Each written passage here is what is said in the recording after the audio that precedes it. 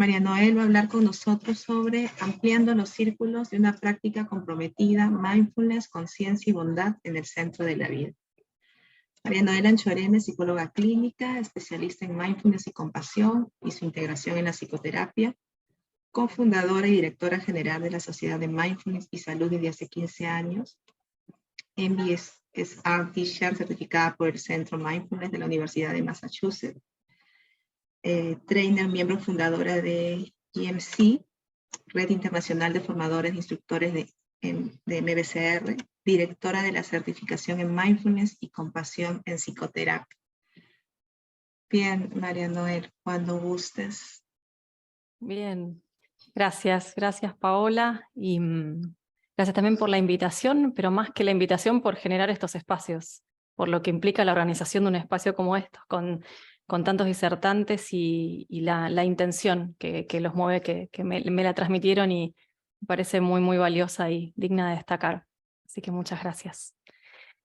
Quería hoy hacer como un diálogo, una presentación. Tengo ganas de que podamos también reflexionar, y no va a ser solo una charla que simplemente voy a dar información, sino la invitación es que sea como un entretejido de momentos de práctica, de silencio, de reflexión, de poesía, de escuchar y reflexionar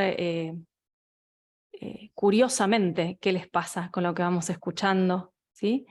Entonces, sé que están hace bastantes horas también, algunos fueron llegando más temprano, así que también de dar espacio al cuerpo, de incluir cómo está el cuerpo y abrir a un tema que por ahí no es tan habitual, que se nombre tanto necesariamente en los distintos espacios que compartimos, pero que es cada vez más necesario y de relevancia mayor en nuestros tiempos. Así que esa es la invitación que quiero hacerles, y que en el proceso también puedan cuidarse con lo que necesiten de su cuerpo, ¿sí?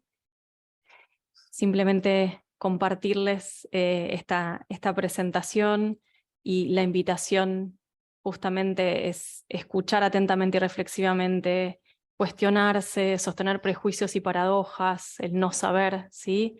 Vamos a ir entretejiendo estos espacios de silencio, de meditación, de poesía, y ese entretejido no lo hago yo sola, ¿no? Por más que estemos acá y por ahí no estén con el micrófono abierto todo el tiempo, la intención es que ese entretejido y entramado de presencias y resonancias que puedan ir surgiendo con lo que puedo ir compartiendo, pueda estar entre todos, ¿sí?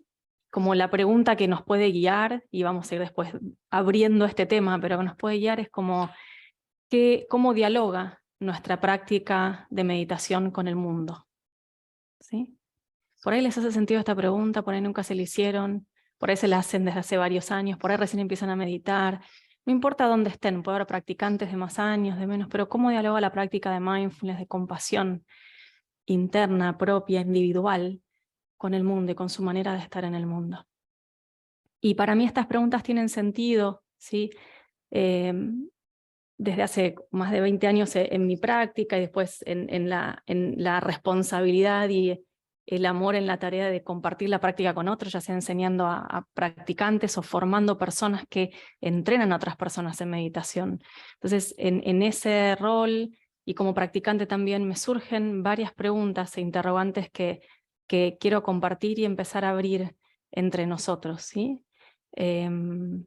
Así que esa es la invitación. No voy a compartir PowerPoint, ¿sí? Simplemente voy a estar hablando con ustedes, porque quiero que la palabra y la reflexión de ustedes sea lo importante, así que pueden hasta cerrar los ojos y quedarse cerca de lo que escuchan por momentos, ¿sí?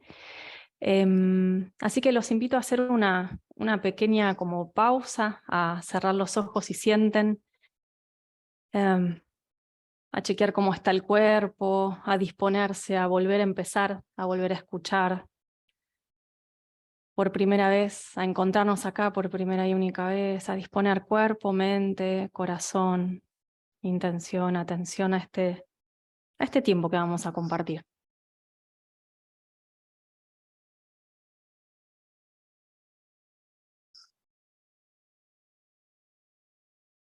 Pónganse cómodos, noten qué necesitan.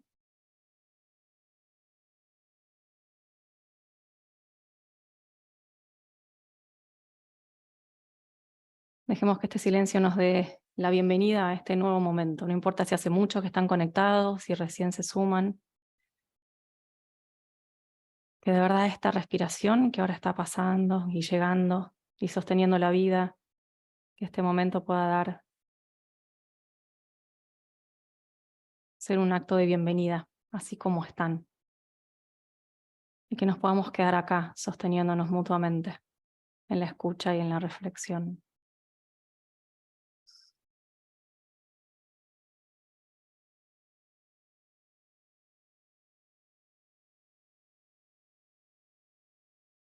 Y si por momentos quieren ir anotando algo que les hace sentido, alguna pregunta, palabra que les resuena, claro que lo pueden hacer. Cuando quieran pueden abrir los ojos o seguir escuchando así con los ojos cerrados, como sientan que están más abiertos y permeables a la escucha, va a estar bien.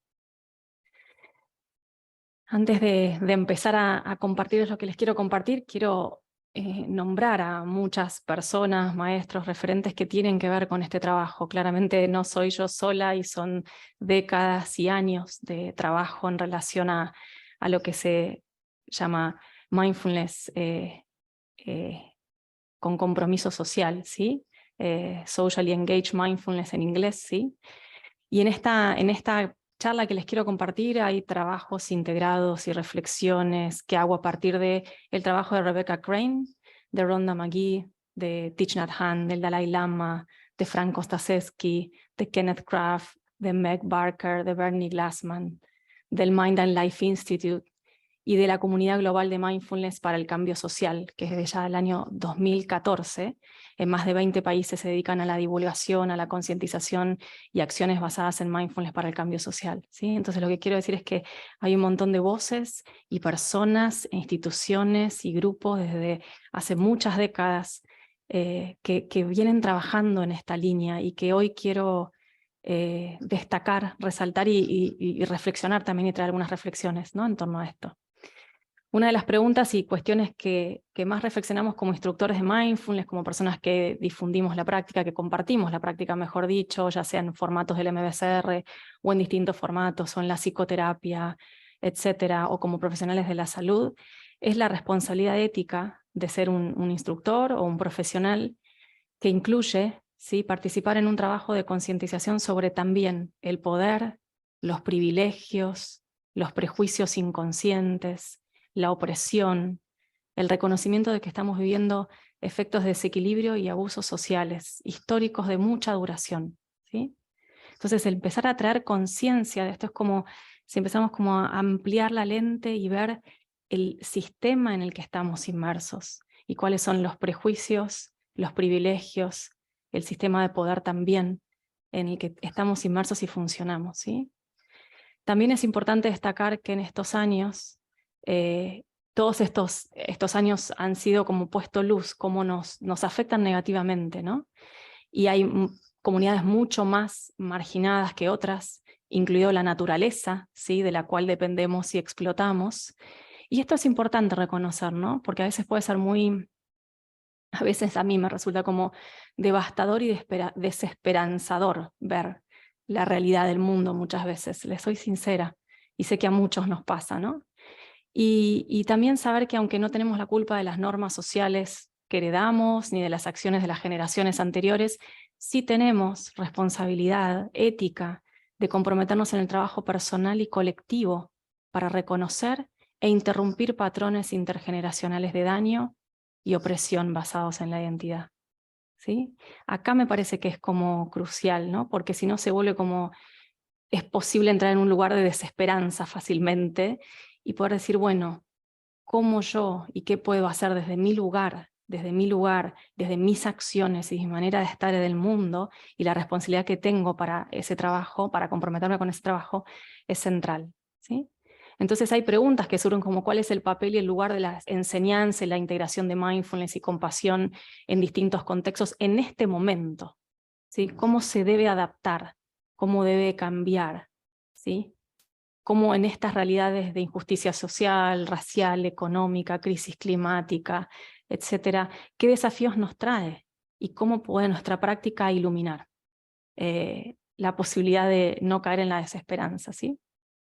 Entonces, al hacerme estas preguntas, recordé una cita del Dalai Lama que quisiera compartirles con ustedes acá, que dice así: no basta con ser compasivo, hay que actuar.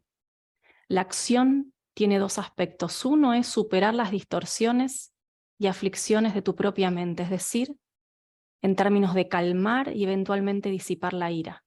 Se trata de actuar con compasión. La otra es más social, más pública, cuando hay que hacer algo en el mundo para rectificar los males. Si uno está realmente preocupado por beneficiar a los demás, tiene que comprometerse, implicarse. ¿Sí?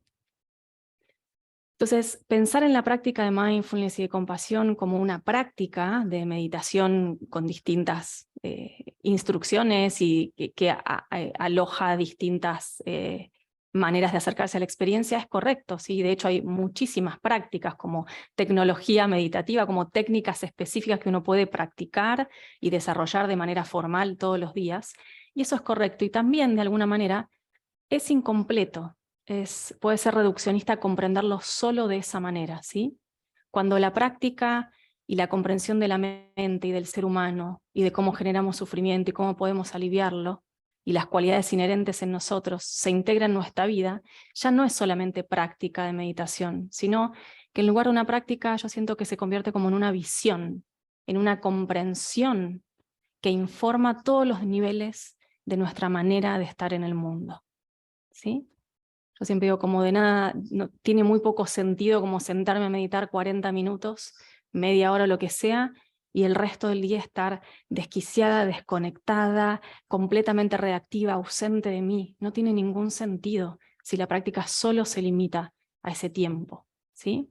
Entonces ya no es un ejercicio que practico 40 minutos cada tanto, sentado en mi almohadón de meditación, sino que me gusta sentirlo y pensarlo, me encuentro muchas veces sintiéndolo y pensando como un recordatorio de nuestra capacidad de despertar, como un recordatorio de volver a empezar. Y si son practicantes de un día o de algunos años, no importa, o están curiosos por empezar, entienden este volver a empezar, saben que este volver a empezar es parte del corazón de la práctica, ¿sí? Es un recordatorio de nuestra integridad inalterable, de nuestra naturaleza, de la naturaleza de la mente amplia, amable, compasiva, inherente a nuestra existencia. Y por cierto, en realidad también descubro una y otra vez, por eso volver a empezar, tantas veces olvidada en la niebla de la ignorancia, la reactividad y la confusión cotidiana, ¿sí?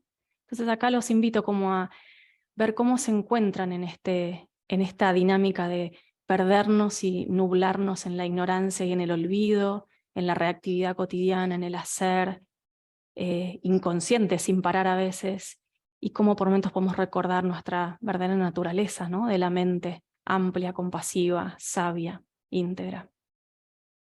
Sabemos que en la medida en que practicamos y profundizamos este acercamiento consciente, amable y compasivo a nuestra experiencia, la comprensión de quiénes somos se amplía, ¿sí? ¿Y qué pasa? En la medida que practicamos más y más, entramos en contacto con un rango más amplio de la complejidad que nos habita. Y ahí descubrimos paradojas, descubrimos contradicciones, verdades, mentiras que nos contamos.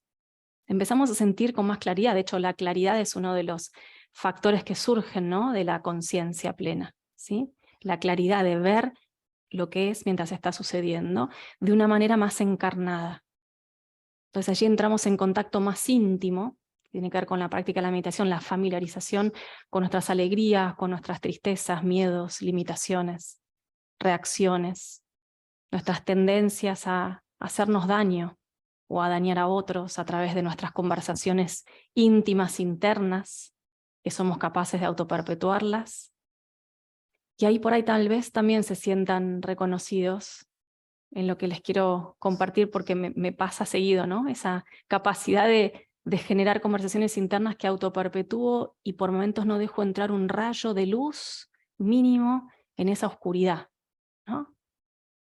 Y solo es narrativa repetida, autolimitante, injusta de mí misma, chiquita, acortada, sin perspectiva.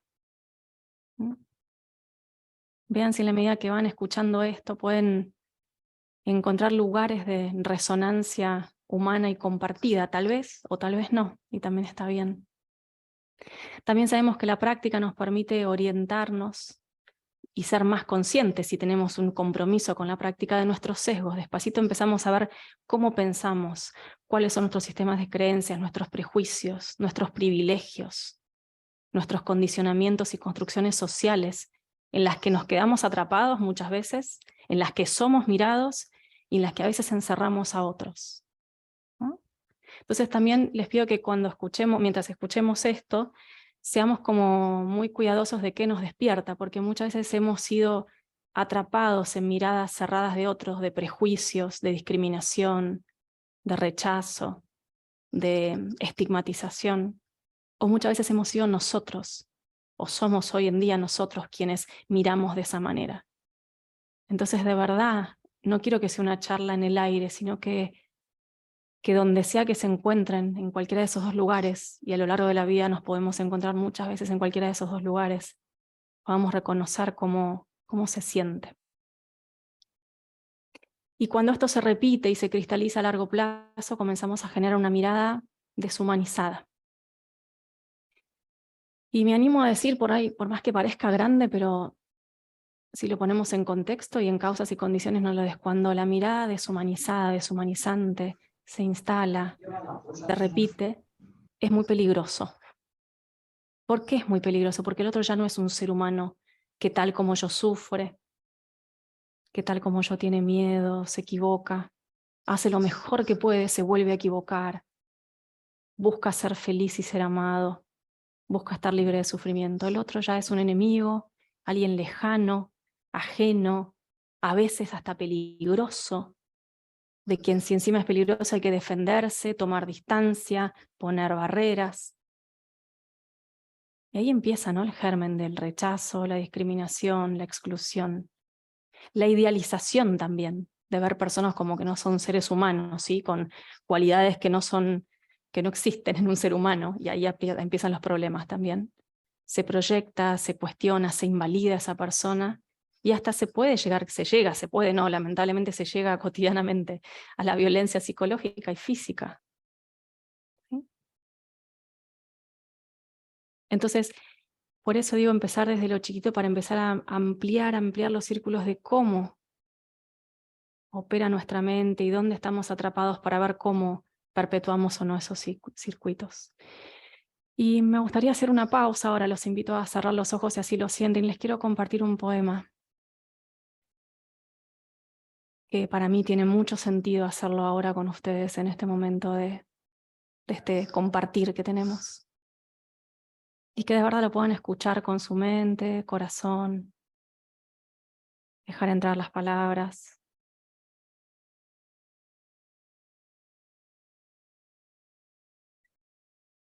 No digas que partiré mañana, porque todavía estoy llegando. Mira profundamente. Llego a cada instante para ser el brote de una rama de primavera, para ser un pequeño pájaro de alas aún frágiles que aprende a cantar en su nuevo nido, para ser oruga en el corazón de una flor, para ser una piedra preciosa escondida en una roca. Todavía estoy llegando para reír y llorar, para temer y esperar, pues el ritmo de mi corazón es el nacimiento y la muerte de todo lo que vive. Soy el efímero insecto en metamorfosis sobre la superficie del río, y soy el pájaro que cuando llega la primavera, llega a tiempo para devorar ese insecto. Soy una rana que nada feliz en el agua clara de un estanque, y soy la culebra que se acerca sigilosa para alimentarse de la rana. Soy el niño de Uganda, todo piel y huesos, con piernas delgadas como cañas de bambú, y soy el comerciante de armas que vende armas mortales a Uganda. Soy la niña de 12 años refugiada en un pequeño bote que se arroja al mar tras haber sido violada por un pirata, y soy el pirata cuyo corazón es incapaz de amar. Soy el miembro del Politburó con todo el poder en mis manos. Y soy el hombre que ha de pagar su deuda de sangre a mi pueblo, muriendo lentamente en un campo de concentración.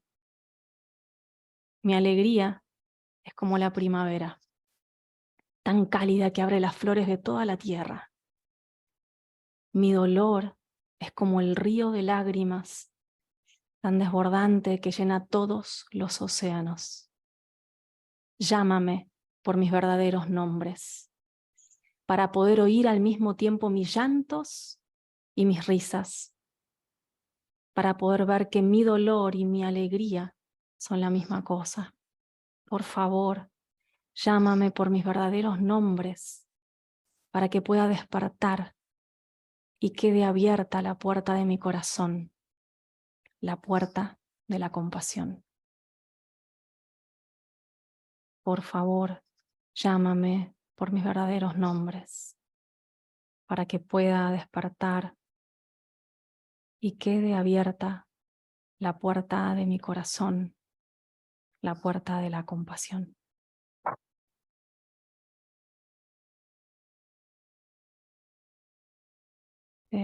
Poemas de Thich Nhat Hanh.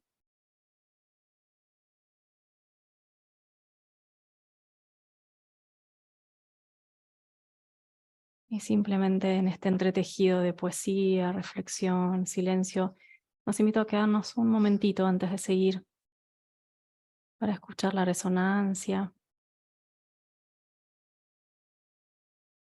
para sostenernos en ella.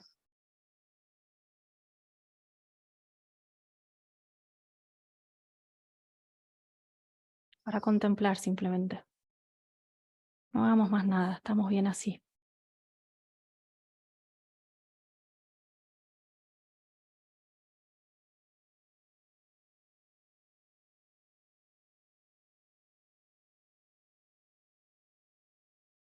Para escuchar la resonancia más sutil que puede emerger en nosotros.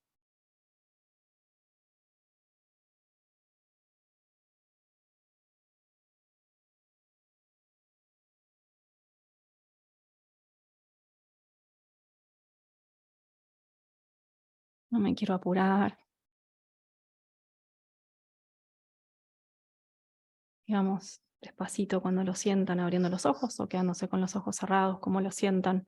Pero ojalá que acá, lo más conscientes y presentes posibles.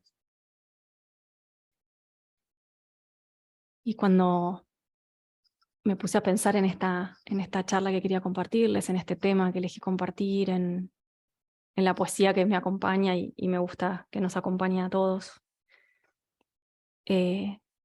vino también asociado a esto que estaba diciendo el tema de la deshumanización en el ámbito de la salud, ¿no? Que es un tema que en lo personal, y calculo que muchos de los que están acá son profesionales de la salud, nos convoca y hay mucho para trabajar en ese ámbito, ¿no? Entendiendo la deshumanización, como Canizales la define como la falta de reconocimiento de lo humano, del ser humano como valor fundamental, la cosificación del ser que acude a un profesional o al servicio de salud. Y esto va más allá de la falta de cariño, ternura en la atención, o de una fórmula para el saludo, y de darle la mano, ponerle la mano en la frente como protocolo cuando sale de una cirugía, ¿sí? O de una silla más cómoda, ¿sí? Es cuando dejamos de verlo como humanos, como igual a nosotros. Cuando vulneramos su autonomía, la complejidad multidimensional de quién es, ¿sí? Y se vuelven cifras, números, patologías, el de la habitación 34, el de cáncer de tal, ¿sí? El border, la depresiva, ¿sí? Y es maltratado, ¿sí? De múltiples maneras, silenciosas y no tanto, ¿sí? Y desde el año ya 2012 la Organización Mundial de la Salud se dedica a hablar y trabajar sobre la humanización de la salud como aspecto fundamental, ¿sí? Porque es fundamental poder nosotros como profesionales y a veces como pacientes también, cuando somos pacientes tantas veces, como poder denunciar muchas veces. Me viene ahora a la mente una situación de salud con mi hijo la semana pasada, que fuimos mucho al médico y guardias y clínicas, y 5 veces en 7 días más o menos. claro, me encontré con muchos médicos de guardia distintos. Y pude darme cuenta del impacto que tenía aquel médico, médica, en este caso la mayoría eran médicas que nos recibían a mi hijo como paciente, yo acompañándolo, y cómo lo miraban, cómo lo hablaban, cómo le llamaban por su nombre, cómo me hablaban a mí, cómo se referían a mí como mamita, madre, sin escuchar mi propia preocupación, mi miedo, lo que me pasaba a mí de ver a mi hijo enfermo, ¿no? Y algunos descalificando y tratando de decir que no esté en la escena porque molestaba, ¿no? Y sin entender la complejidad de lo que significaba, ¿no? Estar los dos ahí, yo acompañándolo, y cuáles eran mis preocupaciones, válidas como cualquier persona que tiene un familiar que está enfermo, ¿no? Y lo pude ver, y ahí vino este recuerdo, porque como acompañante de paciente, cómo poder como verlo en el momento y nombrarlo, ¿no? Y como poner un límite, ¿no? Fue como un trabajo consciente que tuve que hacer, porque sentí muy claramente el impacto de cómo su mirada me afectaba y dónde era como poner un límite y hasta dónde su comentario descalificador iba a tener lugar o no, ¿no? Así que es cotidiano eso, ¿no? Y podemos imaginar, y hoy saber mucho, que la integración de la meditación y mindfulness y compasión en la formación de médicos y profesionales de la salud está tímidamente, pero cada vez más integrada. No podría decir que es enorme la integración, pero porque es muy difícil, pero se va integrando y sabemos que reduce el estrés, el riesgo de burnout, aumenta la conexión, el sentimiento de empatía y por sobre todo reconecta a los profesionales, incluyendo a nosotros, con el sentido de la tarea que hacemos. Cuando perdemos el sentido de lo que estamos haciendo, es donde el síndrome de burnout y esa despersonalización que caracteriza el síndrome de burnout echa su raíz más profunda, ¿sí? Y conseguimos que la práctica de la meditación y su visión como proceso humanizador y humanizante a la vez, cuando la práctica es comprometida, la introspección va de la mano de ecuanimidad para poder ver con claridad y coraje. ¿Qué pasa cuando eso sucede? De a poquito empieza a surgir un espacio. Es como una brecha sagrada donde entra una luz de conciencia y empezamos a cuestionarnos también en esa apertura. Por eso a veces necesitamos no solamente claridad, sino coraje, porque a veces lo que vemos, lo que tocamos, los castillos de creencias y prejuicios y narrativas que fui armando 30 años de mi vida, 40, 50, 25, las armaduras, las defensas, las separaciones que fui armando con los demás, empiezan a diluirse, empiezan a cuestionarse, empiezan a temblar muchas veces. Vemos de dónde vienen, cómo se construyeron, qué me pasó, cómo ahora mi mirada está condicionada por aquello que me pasó, ¿no? Qué sistemas de creencias están operando. Somos conscientes de todo eso y podemos preguntarnos con mucha más claridad. Y lo que se va dando es un despertar gradual. Somos cada vez más conscientes de nuestra humanidad y es desde allí que podemos, al humanizar nuestra mirada, ofrecerla a los demás. Y aquí es donde podemos empezar a tender un puente entre la práctica personal de meditación, ya sea de mindfulness, compasión, etc., y el mundo en el que vivimos y cómo elegimos relacionarnos con él. Por mucho tiempo, y todavía sigue existiendo, si uno empieza a leer, investigar, hay como prejuicios y una visión incompleta de la comprensión de la práctica en muchos sentidos. Hay varios prejuicios y malos entendidos, no voy a profundizar ahora, pero me quiero referir a uno ahora, que tiene que ver con la poca comprensión de la perspectiva más amplia donde se integra la meditación, que es el marco del Dharma, la psicología budista, donde es la base y los fundamentos de las intervenciones basadas en mindfulness, ¿sí? Y allí se unen otros cuerpos de conocimiento también, la neurociencia contemplativa, la medicina del estrés, la fisiología, la teoría de la mente.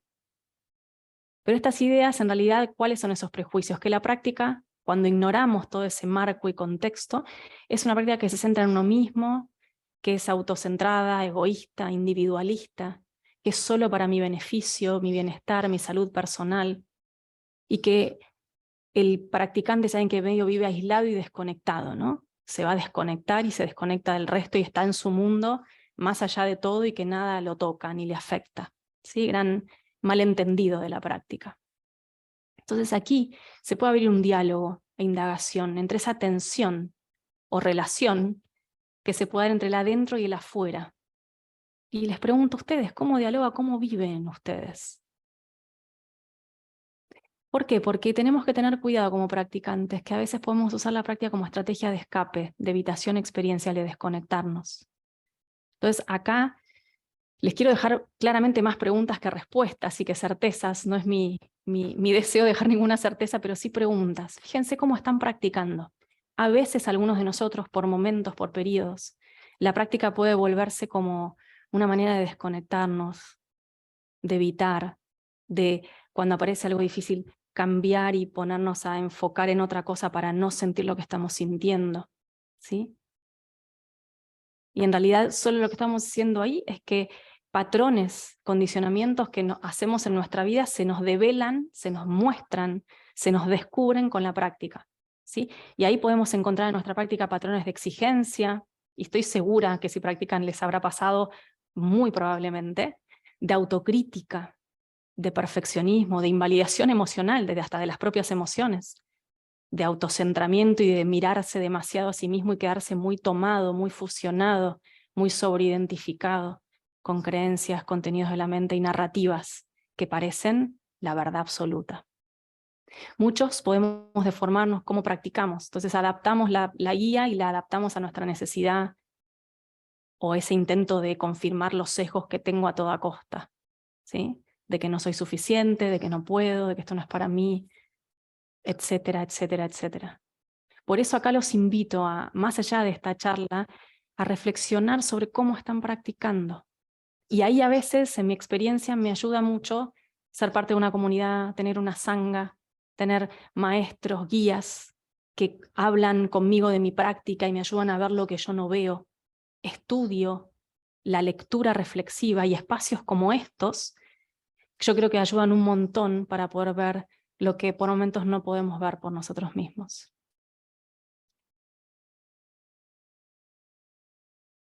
Concebir la práctica exclusivamente en el Zafu es el error más grande que podemos cometer en este sentido. Hay una frase de Jon Kabat-Zinn que es muy clara y me gusta mucho, que él dice.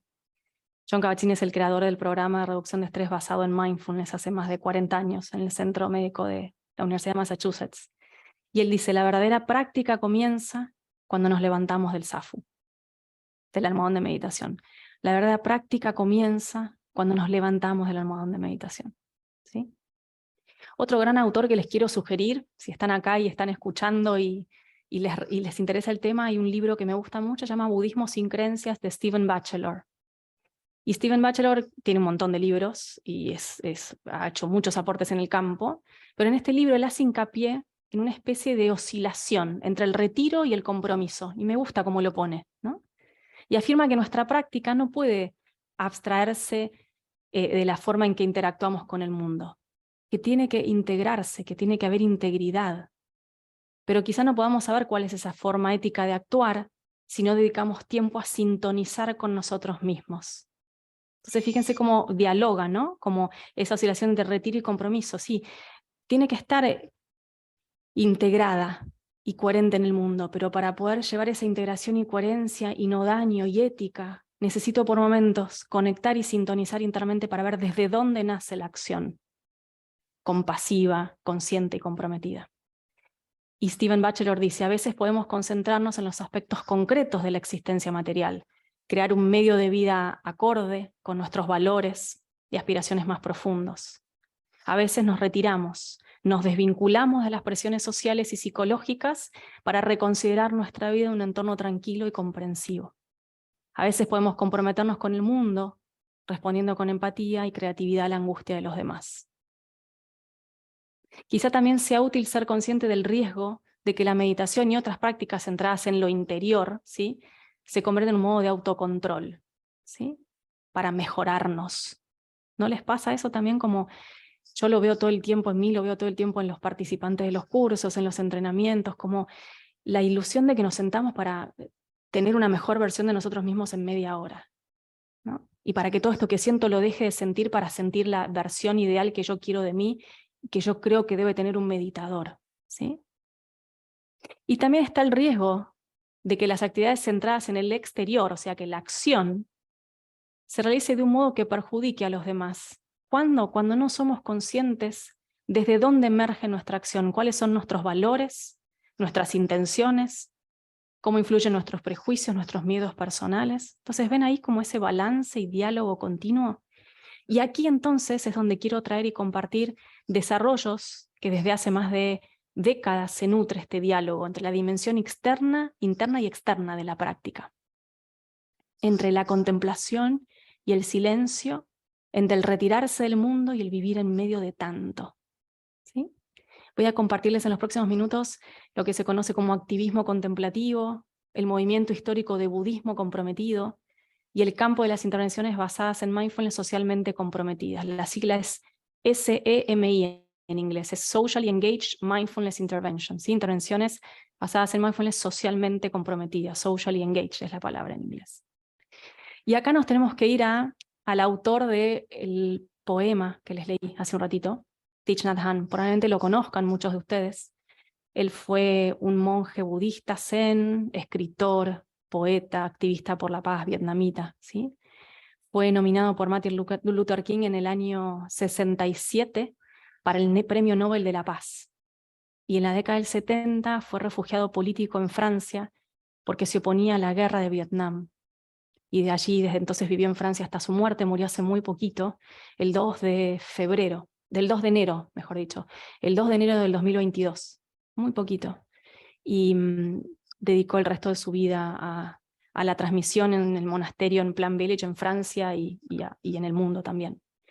Y hace muchos años le plantearon a Thich Nhat Hanh, si no lo conocen, por favor háganse ese favor de amor de llegar a su obra y a su guía, ¿sí?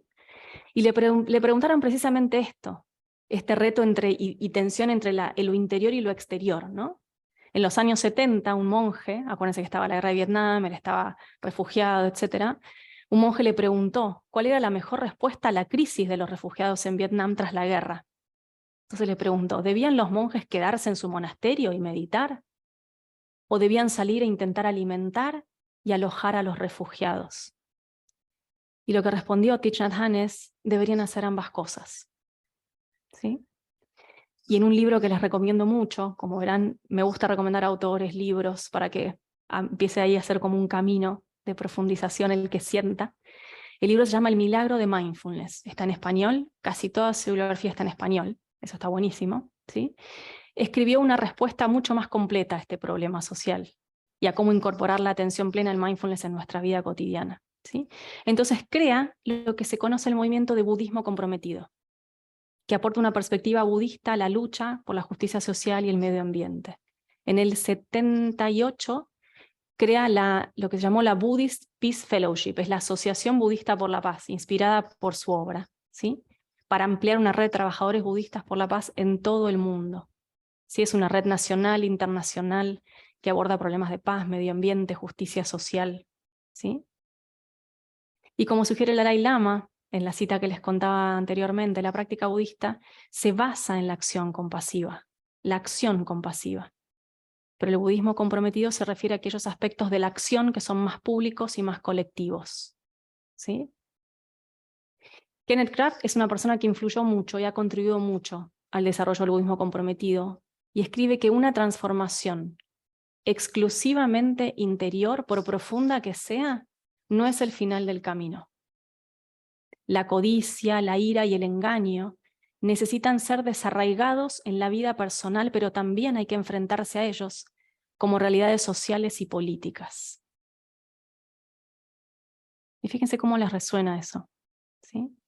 Cómo es trabajar internamente el apego, el rechazo, la codicia, la ira, el engaño, la reactividad.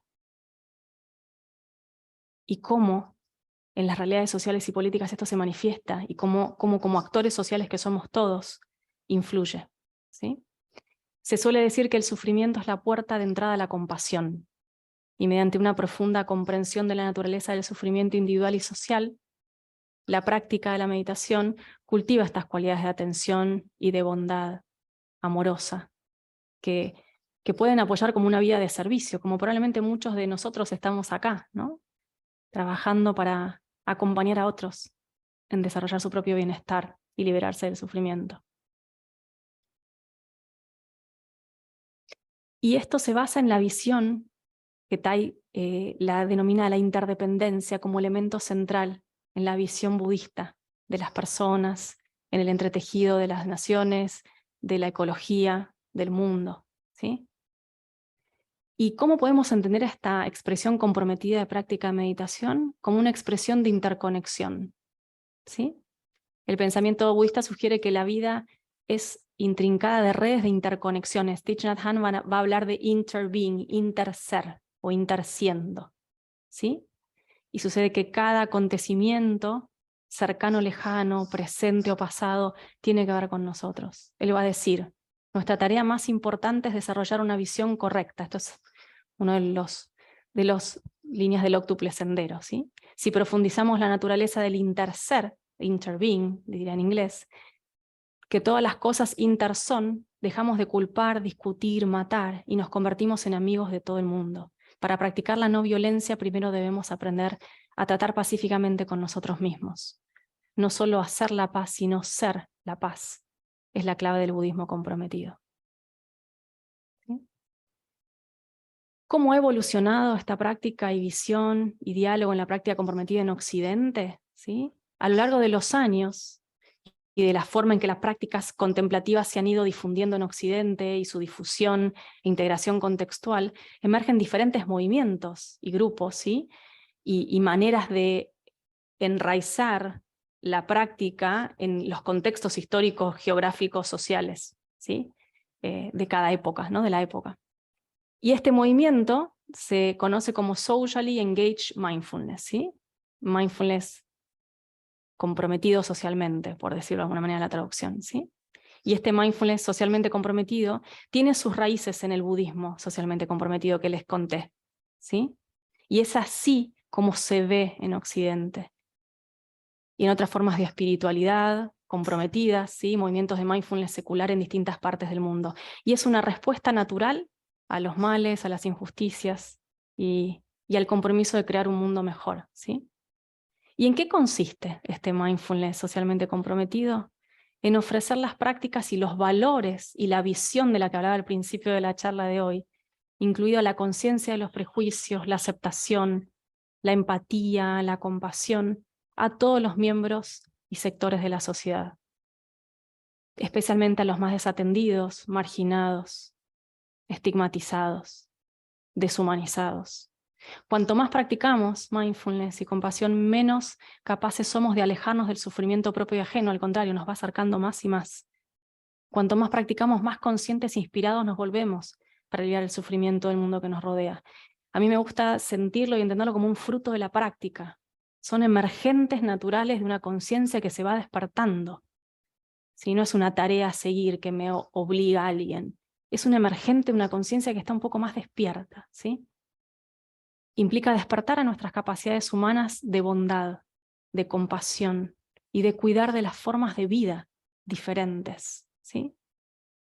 Y cuando en el budismo se habla de que todos los seres sean felices, que todos los seres puedan librarse del sufrimiento, es ir ampliando esos círculos y ver hasta dónde llega mi limitación, hasta dónde se cierra mi círculo, ¿sí? ¿Cómo puedo ampliarlo? ¿Qué necesito cuestionarme para que mi límite no sea acá? Y personas con ciertas identidades de género, edad, orientaciones sexuales, convicciones políticas, orígenes, etnias, credos, capacidades sociales, clases sociales, económicas. ¿A dónde se termina mi círculo? Y acá los invito a mirarlo, no por decir soy bueno o malo, qué buena persona que soy o no, es mirar con claridad. ¿A dónde se termina esa ampliación y dónde yo siento un límite? Hoy por hoy existen múltiples organizaciones y redes y grupos que llevan la acción a este compromiso, ¿sí? Y la invitación es que si estás acá escuchando esto, te puedas empezar a preguntar cosas chiquititas, porque el peligro que tiene esto a veces siento es que de tan grande, de tan a veces desesperanzador que es el mundo, o eso lo digo por mí a veces que lo siento, me deja como un estado más de parálisis, de no hay nada que hacer, ¿no? Entonces, ¿cómo es comenzar desde vos mismo a cultivar estas condiciones en tu interior? ¿Cómo es empezar por vos mismo, empezar por tu círculo chiquito? ¿Cómo es esta práctica de paz interna para mirar el mundo desde ahí?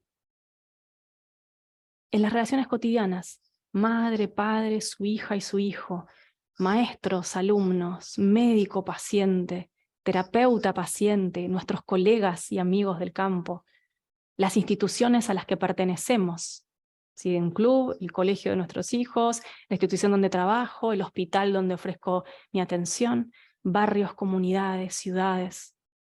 ¿Cómo se pueden ir ampliando esos círculos? Y se los dejo como pregunta, ¿sí?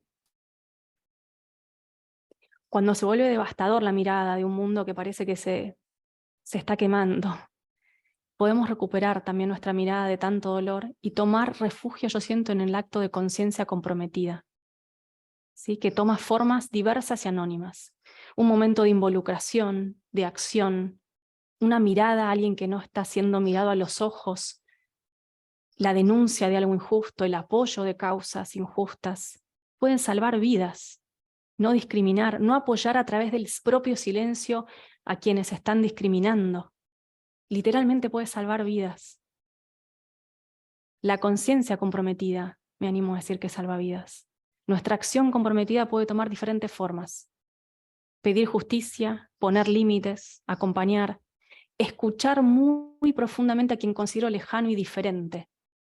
Preguntar mucho para desestigmatizar, para cuestionar mis propios sesgos, para humanizar mi mirada.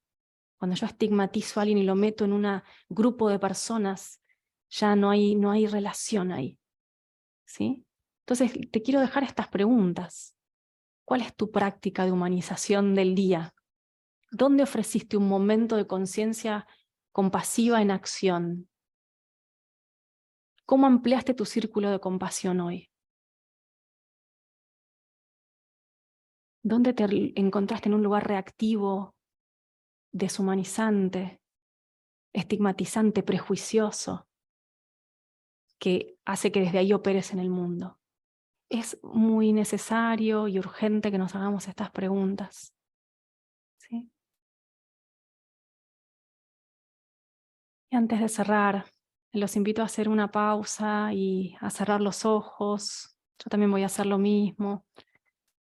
Por ahí tomar un par de respiraciones profundas, inhalación profunda, exhalación profunda, abriendo espacio en nosotros para poder sentir la resonancia de todo lo que compartimos.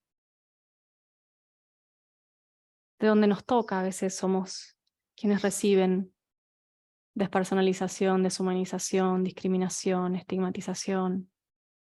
A veces nuestros seres queridos, pacientes. A veces somos nosotros quienes ejercemos ese daño desde la ignorancia.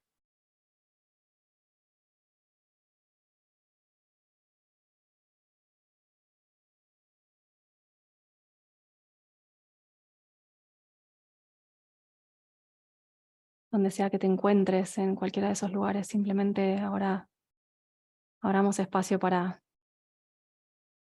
reconocernos allí y reconocer todo lo que trae, despierta y duele en nosotros.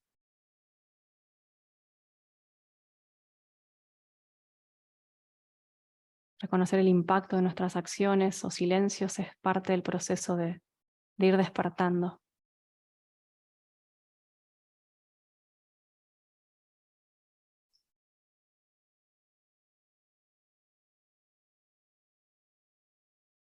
Para cerrar, me gustaría compartirles este poema que me acompaña hace muchos años, que una gran maestra me ofreció alguna vez y no me olvido más ese momento en que me lo leyó. Y me acompaña muy cerquita desde entonces. Su presencia, ella, y también este poema que hoy se los quiero compartir.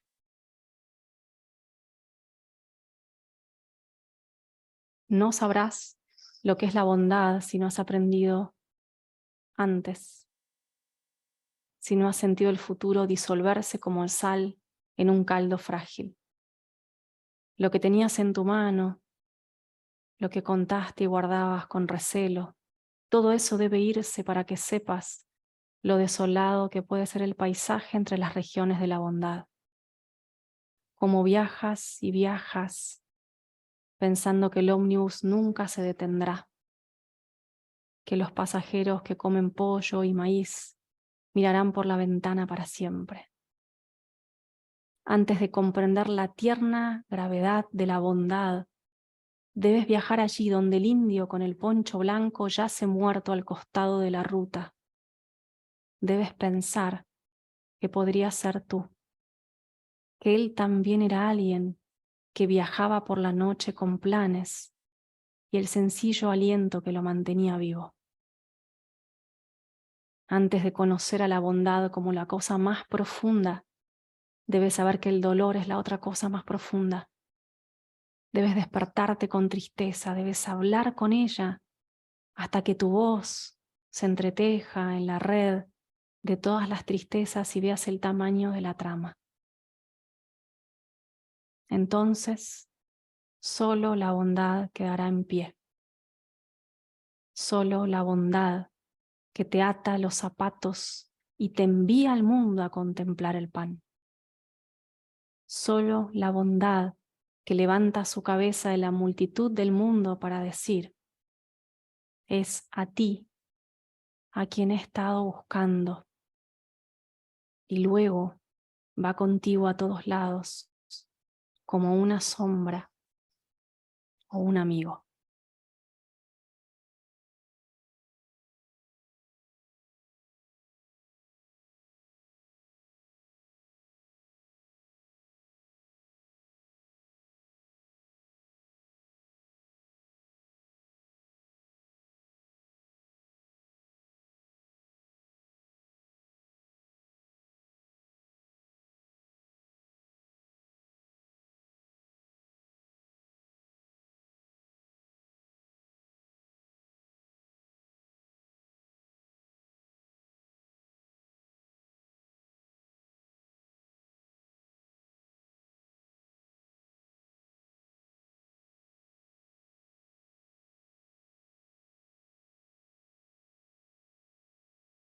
Y si así lo sentís, que este puede ser un momento en el que puedas comprometerte que ofrecer cada vez que puedas mayor conciencia, claridad y coraje a tu manera de actuar en el mundo. Que nuestra práctica, si es que sos practicante de meditación, que nuestra práctica profesional, que lo que hacemos en el mundo sea con una conciencia inclusiva, reflexiva y para el beneficio de todos los seres.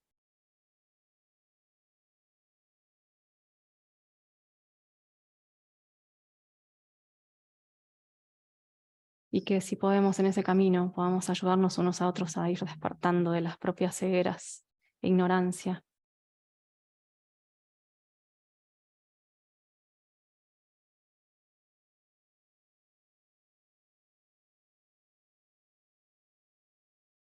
En unos últimos momentos, últimos segundos de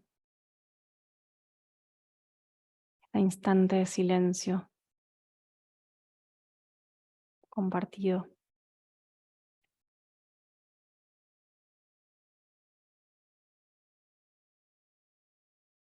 Y que puedas abrazar lo que sea que esté presente en vos. Y cuando así lo sientas, abriendo los ojos,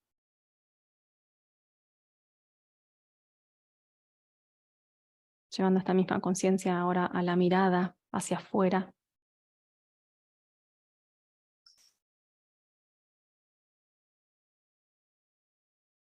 Y por mi parte, despedirlos, agradecerles por estar acá, por escuchar.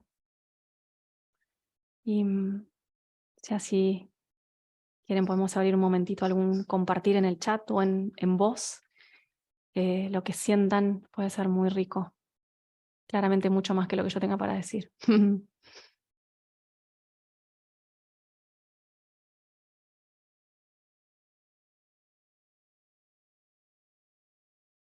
Mm.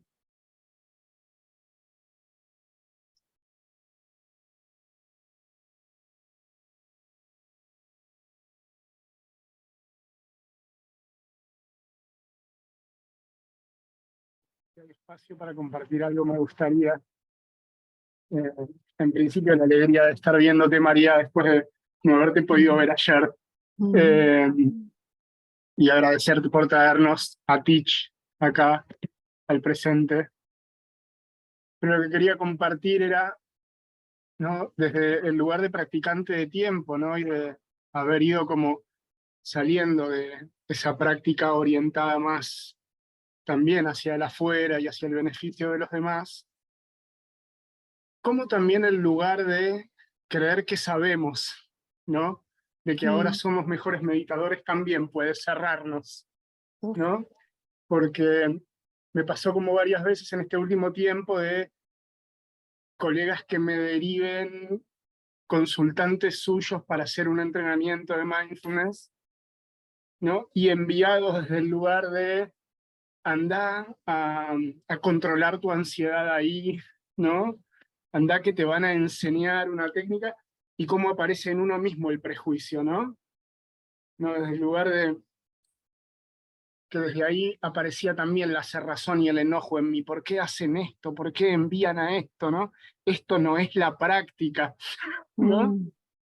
Y cerrarme a la oportunidad, no ver eso como una oportunidad para que otro pueda. Y pude comprender después de unos días, es increíble que esta charla de hoy, porque en un momento me dije, pero pará, ¿no empezaste vos así también tu práctica? Iba a decir lo mismo, Nico. ¿No? ¿Cuántos empezamos así? ¿No empezaste vos también así un día que de repente te sentaste a meditar y dijiste, ay, qué bien me siento, ¿no? Y creíste que la práctica era para eso, para sentirte bien inmediatamente. Y con el tiempo se fue desarrollando el cultivo de la compasión, ¿no? Desde otro lugar.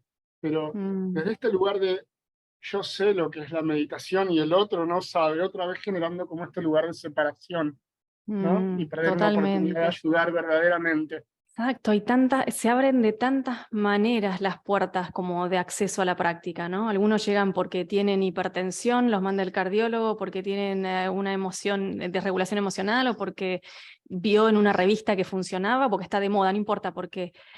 Y es un trabajo, como decís, como recibir y dar la bienvenida con cualquier creencia, expectativa loca, porque decís, esto no va a funcionar mágicamente como esta persona se cree que va a funcionar, ¿no? Y ahí, ¿sabes qué surge en mí una y otra vez? Y bueno, vos lo sabrás, como la confianza profunda en la práctica y en la persona. Ya no es si le explico, sino si entonces le cuento la visión amplia de dónde se...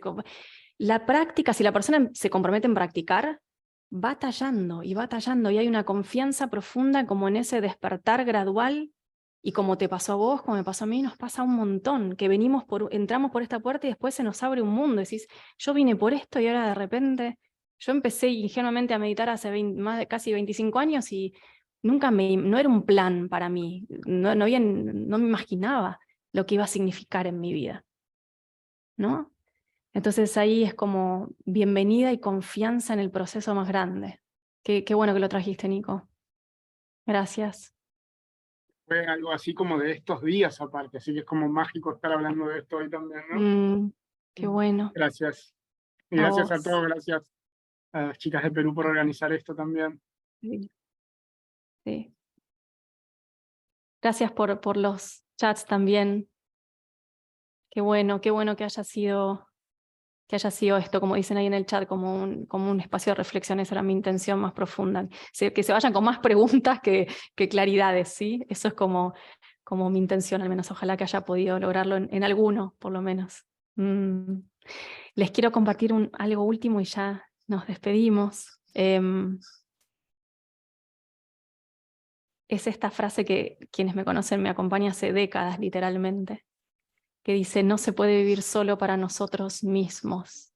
1000 fibras nos conectan con nuestros prójimos, y entre estas fibras, como hilos compasivos, nuestras acciones fluyen como causas y regresan como efecto. De Herman Melville. La leí hace más de casi 20 años, me acuerdo, y está tatuada en algún lugar de mí, ¿sí? Invisiblemente y potentemente tatuada. Y aquí les dejo también datos de contacto, porque hablé de muchos autores, de muchas líneas, de libros. Si alguien tiene alguna pregunta, quiere profundizar en algo, quiere pedirme alguna recomendación, obviamente me escribe y me cuenta que estuvo acá y les paso lo que sea. La cantidad de material que hay, por suerte, sobre esto es un montón. es un montón. Así que también eso se los quería compartir, para que ojalá en alguno tenga como continuidad algo de esto.